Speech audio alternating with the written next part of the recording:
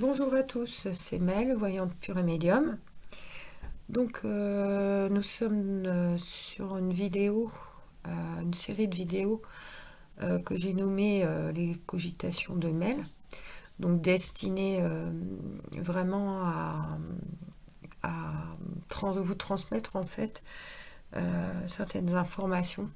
Donc que ce soit d'ordre spirituel, que ce soit plus pratique, je dirais. Avec des sujets variés, hein, que ce soit des sujets relatifs à la voyance, à la médiumnité, à la spiritualité, à votre bien-être en général, physique, mental, voilà. Donc aujourd'hui j'ai choisi le sujet des consultations téléphoniques avec un voyant. En fait, c'est suite à une question que j'ai trouvée extrêmement pertinente et intéressante, qui est celle-ci. En fait, j'ai une personne qui m'a posé la question de savoir si il était possible, en fait, réellement, de faire une consultation avec un voyant par téléphone. Alors, pour moi, d'accord, je ne prêche pas pour ma paroisse puisque je fais de la voyance par téléphone. Je vous dirais oui. Alors pourquoi je vous dis oui?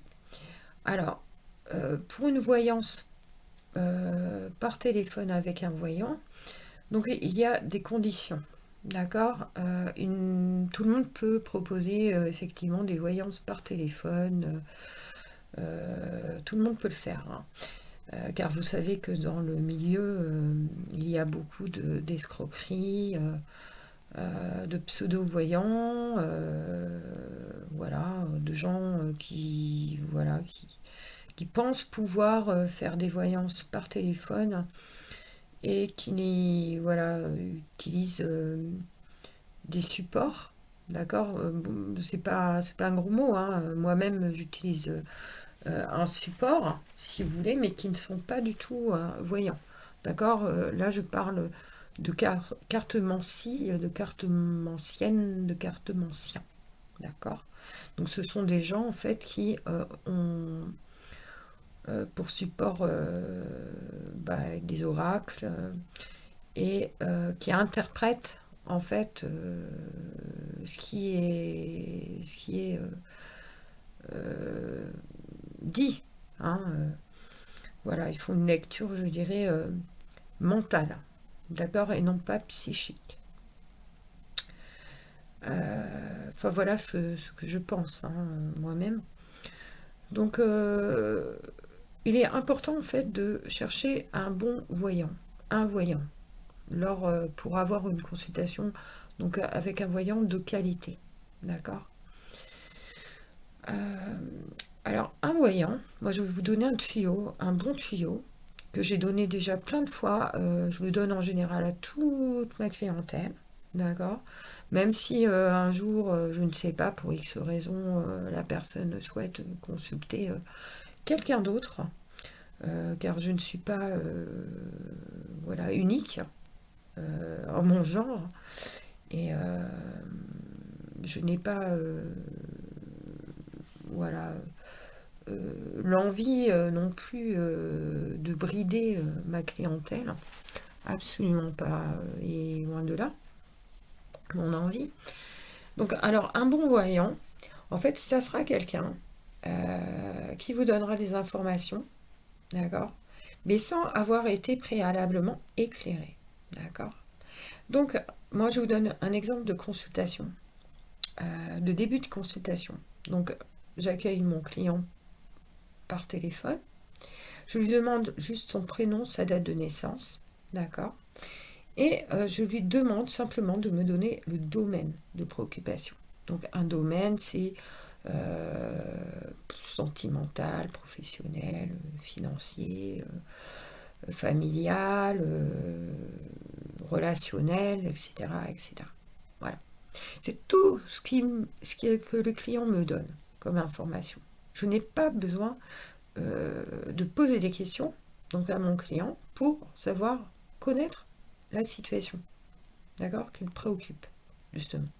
Moi, je vais faire la lecture, sa lecture, et au fur et à mesure, je vais lui dire ce qu'il vit au temps présent, d'accord. Donc, je peux avoir aussi des informations concernant le passé ou le futur, d'accord. Car je ne gère pas, en fait, je ne décide pas, d'accord, de ce que je peux voir, d'accord. J'accueille des informations que je transmets et que le client peut vérifier. Donc, si vous voulez, déjà ça met en confiance. Parce que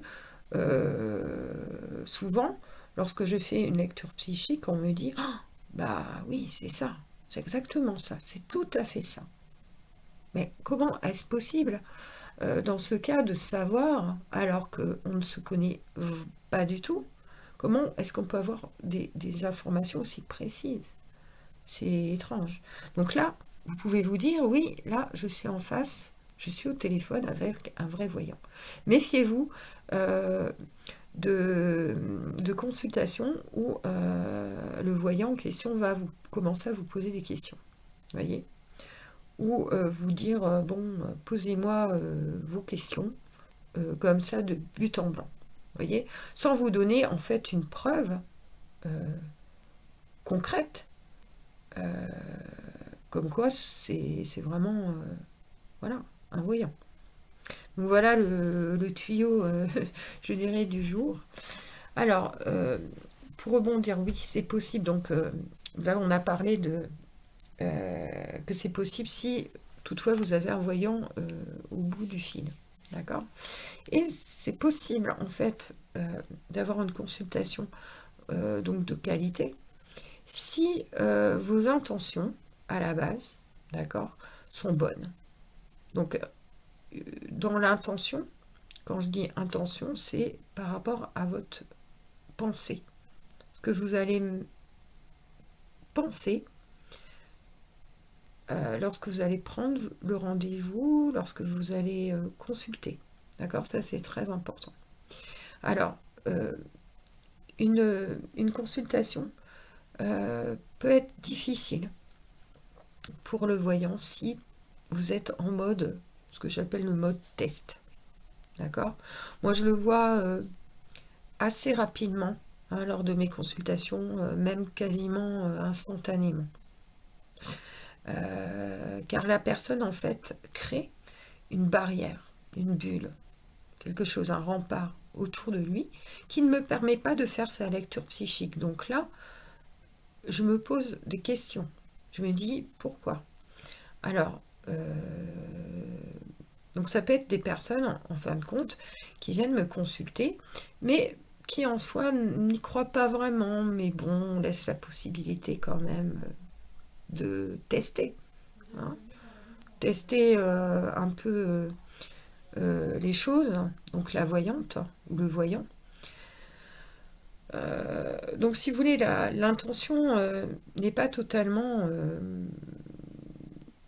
positive, totalement bienveillante. Disons, il y a une part un petit peu en soi qui se dit, ouais, moi j'y crois pas vraiment, je crois pas en la voyant, je crois pas en... J'ai pas confiance. Ouais. Donc on va créer en fait une barrière. D'accord. Donc ce qui va rendre en fait une lecture psychique extrêmement difficile. D'accord. Donc il y a voilà, des personnes qui viennent avec cet état d'esprit-là, d'accord, avec cette intention-là, et d'autres qui, pire, hein, qui sont, je dirais, frustrés, en colère, qui ont déjà eu un déboire, et qui, je sais pas, qui ont consulté déjà des voyants et que ça s'est pas bien passé, mais bon, on va voir.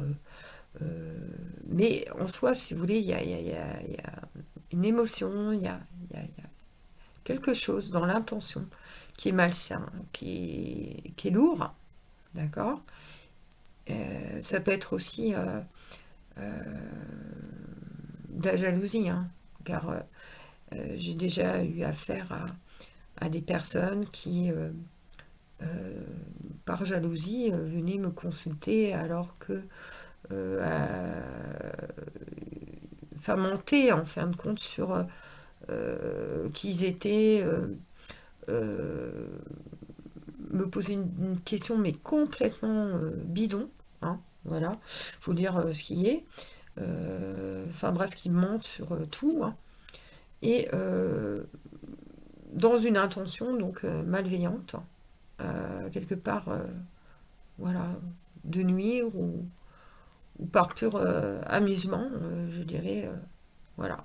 C'est un peu étrange comme comportement, mais c'est des choses qui arrivent. Après, je dirais que pour une consultation donc satisfaisante, car j'entends parfois que certains d'entre vous souhaitent la qualité, vraiment l'excellence, hein. Euh, mais sachez qu'en fait, en voyance, on nous répond, d'accord? On n'a que les informations euh, qui répondent en fait à une interrogation, à une question, d'accord? Donc si, par exemple, votre question a été mal posée, d'accord? Il est certain que la réponse sera un peu identique, hein, ou ça sera un petit peu le bazar dans la réponse, d'accord? Donc il est important en fait d'apprendre à formuler les questions. Ça c'est très important de formuler la question de façon la plus claire possible, d'accord? Donc je suis aussi là pour essayer de vous aider à reformuler la question. C'est pour ça que lors de mes consultations, je laisse parler la personne, d'accord? Et comment dire, je reformule, d'accord, la question, et je la valide. Je la valide. Ce qui fait qu'en fait, vous allez me dire oui, non, oui, c'est ça. Bon, très bien. Donc là, on peut aller vers une réponse claire. D'accord? Voilà pour cette partie. Eh bien, écoutez, j'espère que le sujet de la consultation avec un voyant vous a intéressé. N'hésitez pas donc à réagir, d'accord? Que ce soit via Facebook, YouTube, ou même si vous voulez m'écrire ou me laisser un petit message téléphonique ou un SMS. Je suis tout à fait ouverte et je me ferai un plaisir de vous répondre si vous aviez des questions autres, voilà, ou je sais pas, un avis par rapport à ce sujet. Voilà. Eh bien, écoutez, je vous souhaite une bonne nuit, car moi, je vais aller dormir, car il est quelle heure? Il est 23h, bientôt 23h. Donc, je vais vous laisser et je vous souhaite une bonne et douce nuit. Voilà, au revoir.